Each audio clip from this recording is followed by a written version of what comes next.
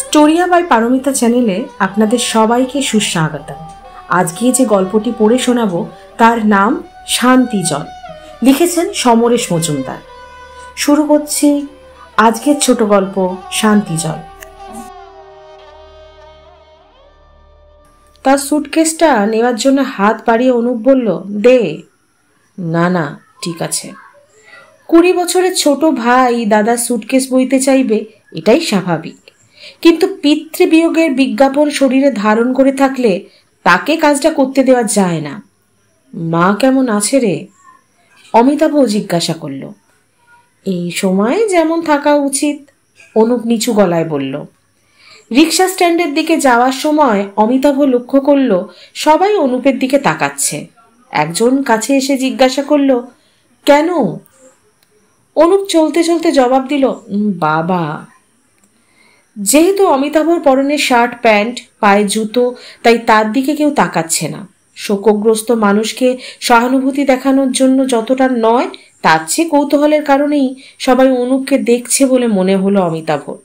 সেই শহর ছেড়েছে বহু বছর, বছরে এক আধবার আসে বাবা মায়ের কাছে। বন্ধু বান্ধবরা এখন আর এখানে নেই, তাই যে কদিন থাকে বাড়িতেই থাকে।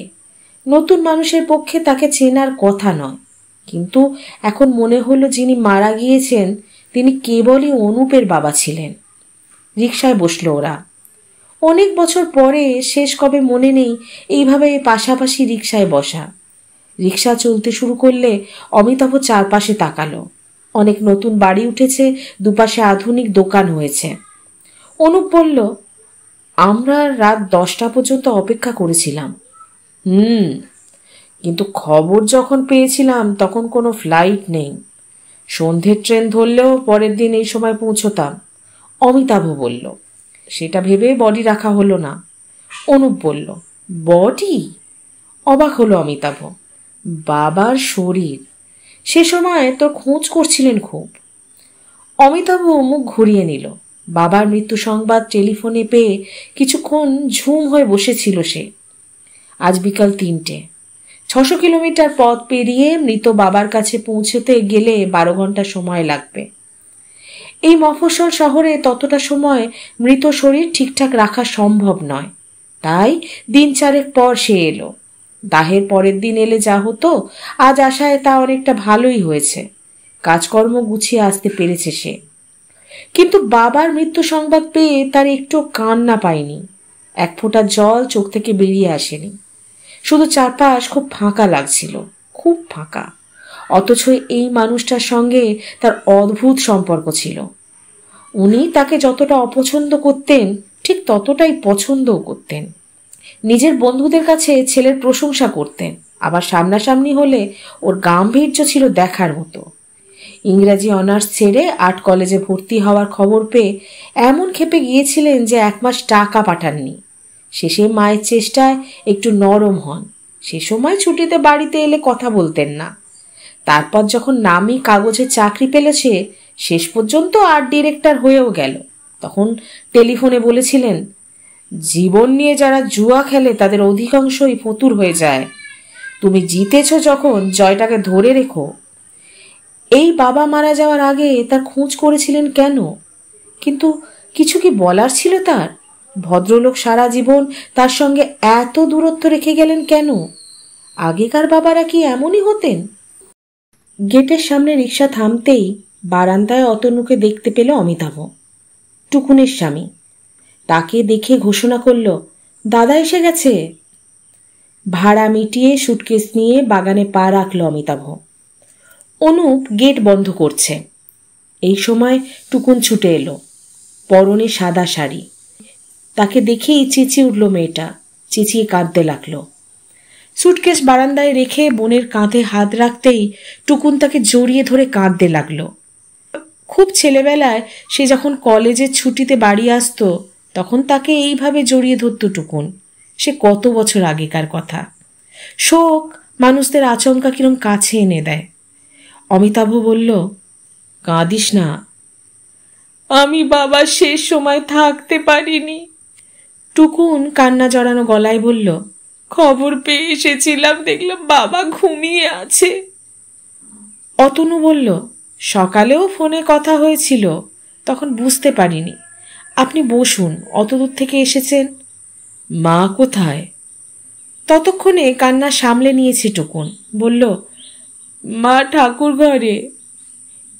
এক মুহূর্ত ভাবল অমিতাভ, এ বাড়িতে কেউ বাইরের পোশাক পরে ঠাকুর ঘরে ঢোকে না। শৈশব থেকে এই ব্যবস্থায় সে অভ্যস্ত। তার উপরে সে সারা রাত এই পোশাকে ট্রেনে চেপে এসেছে। এই বাড়িতে এলেই বরাবরই একটি বিশেষ ঘরে অমিতাভ থাকে। ঘরটাকে এখন দাদার ঘর বলেই সবাই জানে। সেখানেই গেল সে। শার্ট প্যান্ট খুলে পাজামা পাঞ্জাবি পরল। তারপর ঠাকুর ঘরের দিকে পা বাড়ালো। দরজা ভেজানো। সেটা খুলতেই মাকে দেখতে পেল সে।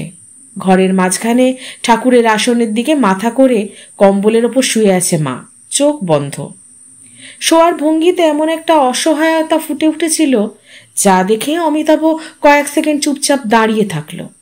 মাকে সে কখনোই এরকম ভঙ্গিতে পড়ে থাকতে দেখেনি। সে মায়ের পাশে এসে বসল, গায়ে হাত রাখল। মায়ের চোখ বন্ধ। সেই অবস্থায় ভাঙা গলায় জিজ্ঞাসা করল, কে এলি? হুঁ শব্দ ছাড়া কোনো শব্দই খুঁজে পেল না অমিতাভ।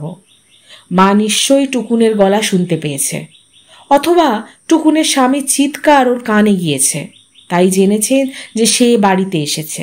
এতদিন পরে শুধু স্পর্শে মানুষ চেনা নিশ্চয়ই সম্ভব নয়। হঠাৎ মায়ের শরীর কাঁপতে লাগলো। পা থেকে মাথা পর্যন্ত একটা থরথরানি। আঁচল দিয়ে মুখ চেপে ধরেছেন যাতে শব্দ না বের হয়। অমিতাভ বৃদ্ধার শরীর দু হাতে জড়িয়ে ধরল, এবং তখনই মনে পড়ল মা তার থেকে মাত্র 16 বছরের বড়। মায়ের বিয়ে হয়েছিল 15 বছর বয়সে।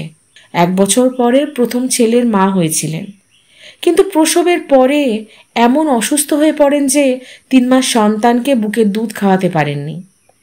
ধীরে ধীরে কাঁপুনি কমল। শান্ত হতে আরও কয়েক মিনিট। এতটা সময় ধরে মাকে জড়িয়ে এসে কোনোদিন কি আগে বসেছিল? অমিতাভর মনে পড়ে না। মা উঠে বসলেন, আঁচলে চোখ মুছলেন, তারপর ছেলের দিকে তাকিয়ে বললেন, হাত মুখ ধো, চা খা। এই সময় মেজ ভাই অনলের গলা পাওয়া গেল। এই দাদা কোথায়? অতনুর গলা শোনা গেল, মায়ের ঘরে আছে।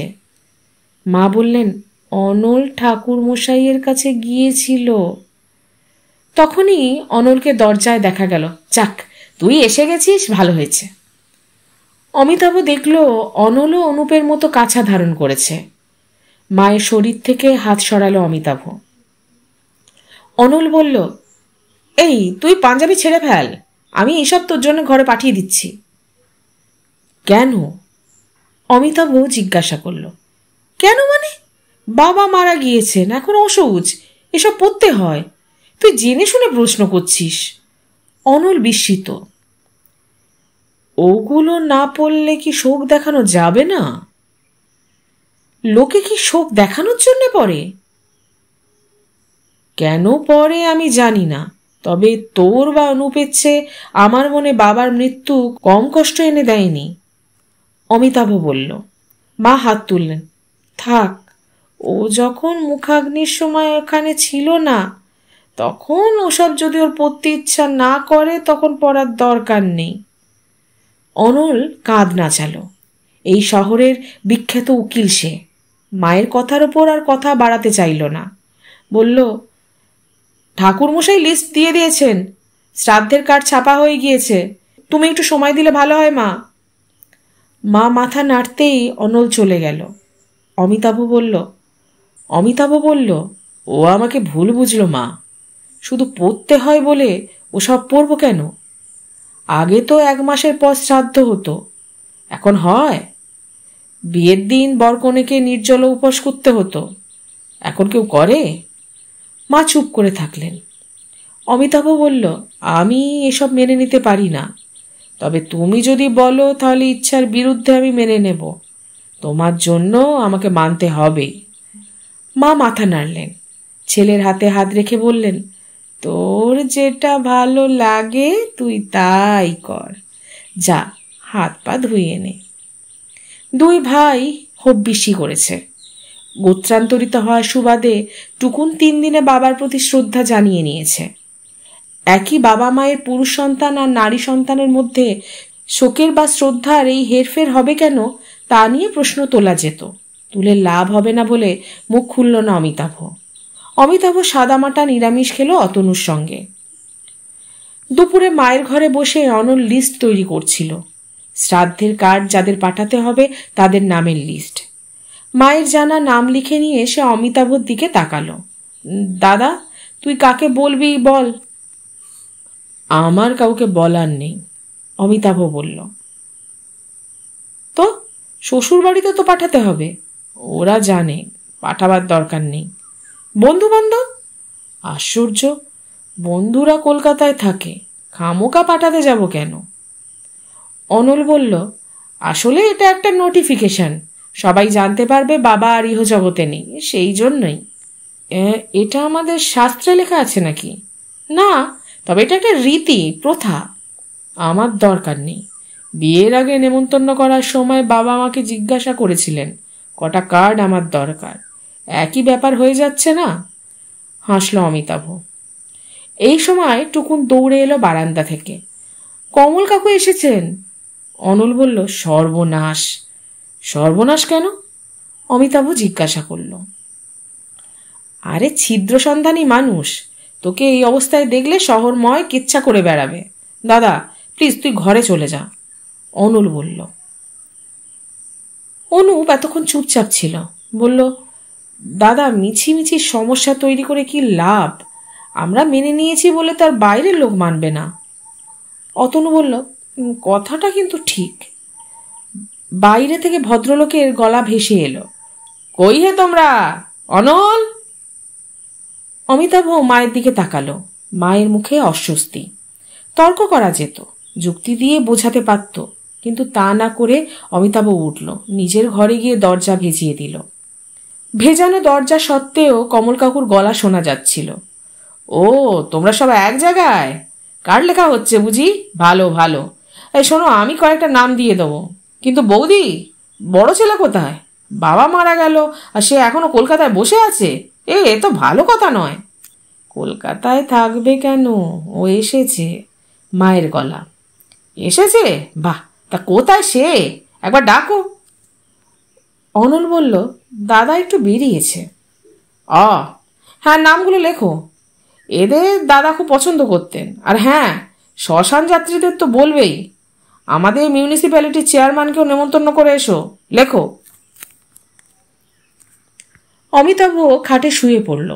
কলকাতায় তার পরিচিত মানুষগুলো যারা মুসলমান বা খ্রিস্টান নয়, তাদের কাউকেই রোজ পুজো করতে বা ধর্মচারণ করতে দেখা যায় না।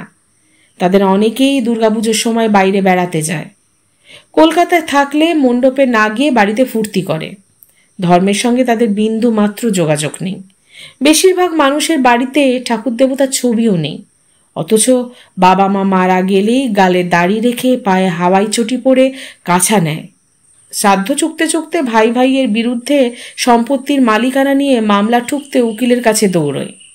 অথচ এরা হিন্দু। 1200 বছর আগে যখন বাঙালি বলে কোনো জাত ছিল না, তখন আমাদের পূর্বপুরুষের কি ধর্ম ছিল? আর্যরা তো বঙ্গভূমিতে আসেনি। অদ্ভুত ব্যাপার। বাড়িতে এখন উৎসবের আবহাওয়া। আত্মীয় স্বজনরা এসে গেছে। এসে প্রথম কয়েক মিনিট শোক শোক মুখ করে থেকেছে। তারপর ওর খবর নেওয়া, মাকে জ্ঞান দেওয়া। মাসিমা, আপনি কিন্তু মাছ মাংস ছাড়বেন না, ওসব ছাড়ার কথা শাস্ত্রে কোথাও লেখা নেই। মাসিমা, মেসোমশাই কি খেতে ভালোবাসতেন বলুন, শ্রাদ্ধের মেনুতে রাখতে হবে। ওটুকুন, তুই কি সুন্দর হয়েছিস রে, বাচ্চা না হয় ফিগার রাখতে পেরেছিস। আমি তো। ছোট পিসি এসে বললেন, এ কি, তুই পাজামা পাঞ্জাবি পরে আছিস, বাপের শ্রাদ্ধ করবি না? অমিতাভ বলল, শ্রদ্ধা করব। ইয়ার কি নাকি? ও বৌদি, তোমার বড় ছেলের হাতে জল না পেলে দাদা শান্তি পাবে? ও কি সিনে মাস্টার যে স্ম্লেচ্ছ হয়ে গেছে? মা বললেন, বোধহয় ওর শরীর খারাপ, প্রেশার তো আছেই। ঘর থেকে বের হতে না চাইলেও সবাই তার ঘরে আসতে লাগলো। ছোট মামা এসে বলল, আরে ছাড়, আজকালকার পুরুতকে মূল্য ধরে দিলে সব কিছুই করা যায়, তবে দাড়িটা কাটিস না। ও হ্যাঁ, আমার বড় শালার ছেলে জার্নালিজম পড়ছে, তোদের কাগজে একটু দেখিস তো। বাড়িটা ক্রমশ উৎসবের বাড়ি হয়ে গেল, সব সময় হইচই। এক রাত্রে মাকে একটু একা পেয়ে গেল অমিতাভ। বাবার ছবি বড় করে বাঁধিয়ে নিয়ে এসেছে অনুপ। অল্প বয়সের ছবি, মা একা দেখছিল। অমিতাভ সেদিকে তাকিয়ে বলল, মা, বাবা কেন আমার সঙ্গে দূরত্ব রাখত? মা বললেন, শুধু তোর সঙ্গে কেন, আমার সঙ্গেও তো। তাই? কখনো তো মনের কথা খুলে বলতো না। তুমি বলতে? প্রথম প্রথম বলতাম, তারপর চুপ করে থাকতাম। কিন্তু তুমি তো বাবাকে ভালোবাসতে। মাকে এই প্রথম হাসতে দেখলো অমিতাভ। ধুর, ভালোবাসা কি তা বোঝার আগেই তুই এসে গেছিলিস, তারপর থেকেই সংসারের ঘানি টেনে চলেছি। বাবা? মা এবার গম্ভীর হলেন। কি জানি, এসব কথা থাক। দেখ, সবাই যা বলছে তাই দোকান দিয়ে শুনে চলেছি। শ্রাদ্ধ যে কত রকমের হয় আগে জানতাম না, কিন্তু এত চেঁচামেচি হুল্লোড় আমার আর ভালো লাগছে না। টুকুনটাকে দেখ, সারা দুপুর ওদের সঙ্গে ক্যারাম খেলে কাটালো। হয়তো এটাই ঠিক, আমি ভুল বুঝছি। জানিস খোকা, সারা জীবন আমি বোধহয় কোনো কিছুই ঠিকঠাক বুঝতে পারলাম না। ঠাকুরমশাই এসে গিয়েছেন। অনলের গাড়ি গেটের বাইরে। অনল এবং অনুপকে নিয়ে ঠাকুরমশাই যাবেন শহরের পশ্চিম প্রান্তে, যেখানে বিশাল জলাশয় আছে। আজ ওদের মাথার চুল বিসর্জন দিতে হবে। বারান্দায় সবাই ভিড় জমিয়েছে, বাগানেও কিছু লোক। ছোট মামা পুরো ব্যাপারটা পরিচালনা করছেন। ওদের গাড়িতে তুলে হাঁক দিলেন তিনি। ও বড় খোকা, কোথায় তুমি? অমিতাভ, ডাক ওকে। ভিড় সরিয়ে অমিতাভ সিঁড়িতে পা রাখল। কি ব্যাপার? আগে ঠাকুরমশাইকে জিজ্ঞাসা কর, তো চুল না কাটলে কত মূল্য দিতে হবে। ও ঠাকুরমশাই, বড় খোকা ন্যাড়া না হলে কত নেবেন? নিজেই প্রশ্নটা ছুড়লেন ছোট মামা। প্রৌঢ় ঠাকুরমশাই বললেন, এসব তো এখন চালু হয়েছে শুনতে পাই, তা আমি কি বলবো, যা মনে ধরে তাই দেবেন। ঠিক তখনই কান্নাকাটি সোচ্চার হলো। বারান্দার এক কোণে দাঁড়িয়ে মা মুখে হাত চেপে কান্না সামলাচ্ছেন। অমিতাভ ছুটে গিয়ে মাকে জড়িয়ে ধরল। ছেলেরা ন্যাড়া হতে যাচ্ছে বলেই বোধহয় মায়ের শোক ফিরে এলো। সে চাপা গলায় বলল, কেঁদো না মা। খোকা। মা জল ভরা চোখে তাকালো। হ্যাঁ বলো। দুহাতে মাকে জড়িয়েছিল অমিতাভ। তোর কি খুব অসুবিধা হবে? ওদের সঙ্গে তুই যেতে পারবি না? চমকে গেল অমিতাভ। এই কদিন যে ভদ্রমহিলা তার ইচ্ছেগুলোকে আগলে রেখেছেন, কারো সমালোচনায় কান দেননি, তিনি একই প্রস্তাব করছেন। কিন্তু সেই দৃষ্টির সামনে দাঁড়িয়ে ক্রমশ কুঁকড়ে যাচ্ছিল অমিতাভ। তারপর বলল, বেশ, যাচ্ছি, শুধু তোমার জন্যে যাচ্ছি। গাড়ির দিকে এগোতে এগোতে অমিতাভ দেখল ছোট মামা হাততালি দিচ্ছে। দর্শকদের উল্লাস চাপা নেই। অনলের মুখে হাসি ফুটে উঠেছে। অনুপ তার দিকে অবাক চোখে তাকিয়ে রয়েছে। ছেলেরা ফিরে আসতেই আবার মায়ের কান্না। কিন্তু এবার একটি কথাও না বলে নিজের ঘরে ঢুকে গেল অমিতাভ। আয়নার সামনে দাঁড়িয়ে সে প্রায় অচেনা একটা মানুষকে দেখতে পেল। সামান্য চুল এবং দাড়ি বিসর্জন দিতেই মানুষের এত পরিবর্তন হয়। এই সময় টুকুন চা নিয়ে ঘরে এলো। জানিস দাদা, তোদের তিনজনকে না একই রকম দেখাচ্ছে। একরকম? হ্যাঁ রে, সবাই বলছে। টুকুন চায়ের কাপ রেখে চলে গেল। আজ শ্রাদ্ধ। ভোর থেকেই ঠাকুরমশাই তার মণ্ডপ সাজিয়ে বসেছেন। যারা বাড়িতে ছিল তারা তো বটেই, বাইরের অতিথিরাও জমতে শুরু করেছেন। এই, ওকে চা দে। না না, একটু মিষ্টিমুখ করতেই হবে। আরে একা কেন, গিন্নিকে নিয়ে এলেন না কেন? ও অতুলদা, আপনার বড় মেয়ে? বাহ, কি সুন্দর দেখতে হয়েছে। কি পড়ো গো তুমি? এই রকম সংলাপই বাড়ির বাতাসে ভেসে বেড়াচ্ছে। বাবার ছবি ঘিরে ফুলের মালা, সামনে ফুলের স্তূপ। বাবা সব দেখছেন। মা বসে আছেন খানিকটা তফাতে, মোড়ায়। ঠাকুরমশাই জিজ্ঞাসা করলেন, গোত্রটা কি জানো? কাশ্যপ, তাই তো? মা মাথা নেড়ে হ্যাঁ বললেন। মায়ের পরনে শুধু সাদা আর সাদা। অমিতাভ আসনে বসে হেসে ফেলল। ঠাকুরমশাই জিজ্ঞাসা করলেন, হাসি কেন? মায়ের গোত্র বিয়ের পর বদলে গেল? স্বামীর গোত্রই তো স্ত্রীর গোত্র হবে। আজকাল তো অনেক মেয়েই 2-3 বার বিয়ে করে, তাহলে তারা বারংবার গোত্র বদলাবে, তাই তো? ঠাকুরমশাই চুপ করে গেলেন। মা চোখের ইশারায় জানালেন থামতে। প্রথমে যে মুখাগ্নি করেছিল সে বসবে, অতএব অমিতাভর পালা পড়ে। সে একটু দূরে চলে আসতে চাইলে কমল কাকা পাশে এসে দাঁড়ালেন। বড় ভালো মানুষ ছিলেন। কে? মুখ ফেরালো অমিতাভ। তোমার বাবার কথা বলছি। তাস খেলতে বসে সবাই একটু আদ্র চুরি করে, কিন্তু দাদা কখনোই করেনি। আপনারা কি তাস খেলতেন? বেশিরভাগ সময় রামই নেশা ছিল ওর। বাবা যে রামি খেলতেন এবং চুরি করতেন না, জেনে তার কোনো লাভ নেই। তবে এখন মনে হচ্ছে বাড়ির বাইরের মানুষটা বেশ স্বাভাবিক ছিলেন। কোনো উইল করে গিয়েছিলেন? কিসের উইল? কেন, এই বাড়ির সম্পত্তি? আমি জানি না। খোঁজ নাও। এই নিয়েই তো ভাই ভাইয়ে বিরোধ বাঁধে। এ ব্যাপারে আমার কোনো মাথা ব্যথা নেই। আপনি বা কেন এত মাথা ঘামাচ্ছেন বুঝতে পারছি না। পকেট থেকে সিগারেটের প্যাকেট ইচ্ছা করে বার করতেই কমল কাকা দ্রুত সরে গেলেন। ঠাকুরমশাই মন্ত্র পড়ছেন। সুরে এবং দ্রুত উচ্চারণ করা শব্দাবলী কেউ বুঝতে পারছে বলে মনে হলো না।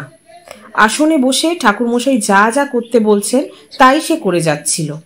অমিতাভর মনে হচ্ছিল এই অর্থহীন ব্যাপারগুলো শেষ হলে সে বেঁচে যাবে। হঠাৎ কানে এলো ঠাকুরমশাই একটা কলা পাতায় চাল, কলা ইত্যাদি মেখে বলছেন, এই পিণ্ড ওই ফাঁকা জায়গায় রেখে এসো। কেন? একটা কাক এসে খাবে। একটা খেলেই হলো। আদেশ পালন করলো অমিতাভ। ঠাকুরমশাই বললেন, এবার বলো। সংস্কৃত শব্দগুলো বুঝতে 2বার বলালো সে। তারপর মাথা নেড়ে বলল, সরি, আমার পক্ষে এই কথাগুলো বলা সম্ভব নয়। কেন? ঠাকুরমশাই অবাক। সংস্কৃতে কি বলেছি বুঝেছ? আমি উঠলাম। অমিতাভ উঠে দাঁড়ালো। মা হতভম্ব। ছোট মামা ছুটে এলো। কি হয়েছে? উঠছিস কেন? কমপ্লিট হয়নি এখনো তো। উনি আমাকে বলতে বলছেন আমার বাবা এখানে প্রেত হয়ে ঘুরে বেড়াচ্ছেন। তার আত্মার শান্তির জন্যে আমি ওই পিণ্ড দান করছি। তিনি যেন কাক হয়ে এসে তা খেয়ে নেন। আমার বাবাকে আমি প্রেত বলে ভাবতেই পারি না। ওই পিণ্ড না খেলে যদি তার মুক্তি না হয়, তাহলে তিনি এই বাড়িতে থেকে কারো অমঙ্গল করবেন। প্রেত তো তা অমঙ্গল করে। সরি। সে আসন ছেড়ে ভেতরে পা বাড়াতে অনল এগিয়ে গেল। ঠিক আছে, বলুন কি করতে হবে, আমি বসছি। শ্রাদ্ধ বাড়িতে হইচই পড়ে গেল। পিতা, পিতামহ, প্রপিতামহরা এতদিন যা করে এসেছেন তাকে ভুল বলার জন্য একদল সমালোচনা শুরু করে দিল। আর একদল, যাদের সংখ্যা কম, তারা বলল, ওই প্রেত প্রেত বলতে গেলেন কেন ঠাকুরমশাই? না বললেই তো হতো। এখন ভর দুপুর। অমিতাভ চুপচাপ শুয়েছিল নিজের ঘরে, দরজা ভেজিয়ে।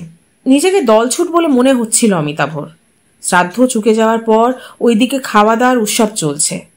ওই সময় মা এলেন ঘরে, এসে দরজা ভেজিয়ে দিলেন। উঠে বসলো অমিতাভ। মায়ের মুখ শক্ত, ঘন ঘন নিঃশ্বাস পড়ছে। অমিতাভ উঠে দাঁড়ালো, হাত বাড়ালো। মা। এক ঝটকায় হাত সরিয়ে নিলেন মা। তুমি আমাকে ভুল বুঝো না মা। আজ তুই প্রতিবাদ করলি? এতদিন যখন করিসনি তখন আজ করলি কেন? আজ তোর ওকে প্রেত বলে স্বীকার করতে বাঁধলে। হু হু করে কেঁদে ফেললেন মা। মা, মানুষ কি শুধু মরে যাওয়ার জন্য প্রেত হয় রে? বেঁচে থাকতে হয় না? আমার মতো অনেক মেয়েকেই তো সারা জীবন প্রেত যন্ত্রণা সহ্য করে বেঁচে থাকতে হয়। তখন অন্ধ হয়ে থাকিস কেন? পাথরের মতো দাঁড়িয়ে রইল অমিতাভ। ধীরে ধীরে নিজেকে সামলালেন মা। আমি মরে গেলে এসব তুই করবি না তো? মা, আমি মরে গেলে তো চারপাশে প্রেত হয়ে ঘুরতে পারবো না রে। 2 হাতে ছেলেকে আঁকড়ে ধরলেন মা। আর এই প্রথম সমস্ত শরীর নিগড়ে কান্না বেরিয়ে এলো।